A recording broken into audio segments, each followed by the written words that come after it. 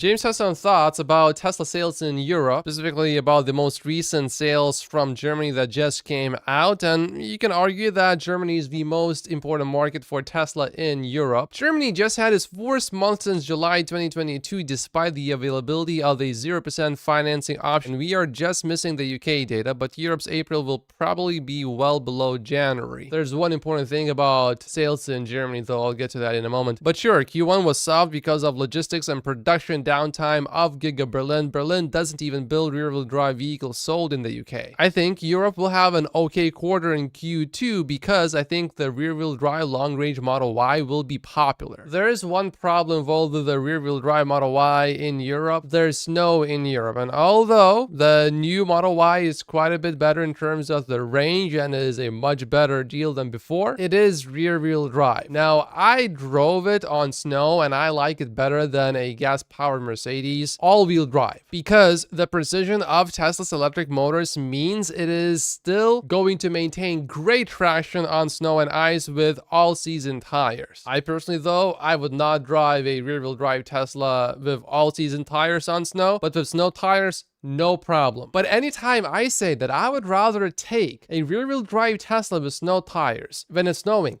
instead of a Mercedes that's all-wheel drive but gasoline powered, I have people in the comments who I assume are Tesla stock investors saying that no, that's stupid. But I am speaking from experience, and if you disagree with my opinion here, you are disagreeing with Elon Musk as well. And I'm sure you haven't tested Tesla rear-wheel drive in snow with snow tires then, because if you did, you would know it's pretty good. But of course, all-wheel drive is just next level. It's just that the rear-wheel drive version is good enough. But if some Tesla stock investors don't know it, I'm not sure if we can assume that a regular consumer in Europe is going to know this specific piece of information. So Tesla either needs to educate the customers better where it snows or release a front-wheel drive version. Anyway, James reiterates that the softness in Q1 was not supply related, but rather demand related. If it was true that March was negatively impacted by supply, we would have seen a strong month of April because orders would have been delayed into Q2. Instead, we saw the opposite. Specifically about Germany, though, here's someone from Germany, and the whole EV market is dead there. Subsidies canceled, very bad media with badly educated consumers, strong ICE lobby. It's a bunch of reasons, and I feel ashamed about it. But subsidies being canceled in Germany, yeah, that has definitely affected Tesla. There are no incentives in 2024, hence 2023 was inflated. And specifically in Germany, low sales could also be because of limited availability of the Model 3, which is not produced in Giga Berlin. We don't know how many Model Ys compared to Model 3s were sold in Germany just now, but that data is going to come out soon. I'm seeing Troy getting into a lot of heat. Bradford says, I mainly defended Troy while others were more critical. Over the years, I have given him over $1,000 for his analysis. After this really bad take, I decided to mute Troy and see he beat me to it. And I was a bit confused at first because I only saw this post from Troy. He commented on the Tesla bot. He says, Tesla says a video shows two different stages of development. At 44 seconds, the moves are controlled by a human and the Optimus robot simply copies them. This appears to be the training stage, but there may also be an autonomous stage where the robot operates without human control. This suggests the software is in the early stages of development and might be 10% complete. And I can see why some people would be upset with that statement. However, Tesla does say here the training data was collected via human teleoperation, and this is the result of gathering all the data and training the bot. The bot here is working completely autonomously. No human is doing anything to it, is what Elon Musk said. But anyway, Troy didn't use very strong language. He uses words like suggests, might. To me, it's pretty clear Troy is stating his opinion. The opinion might be wrong, might be right. I have no issue with it in terms of how he stated it. But then Forsad said, there it is, which made no sense to me why he would say that. But then I saw someone say Troy deleted a post from before, so the new post was a corrected post, which all of a sudden starts to make a lot more sense. So this is a post that initially made everyone really mad at Troy. In Tesla's new video, at 44 seconds, you can see that every move the Optimus robot makes is controlled controlled by a human. The robot just copies the moves. And yeah, we can see that here. This suggests that the software is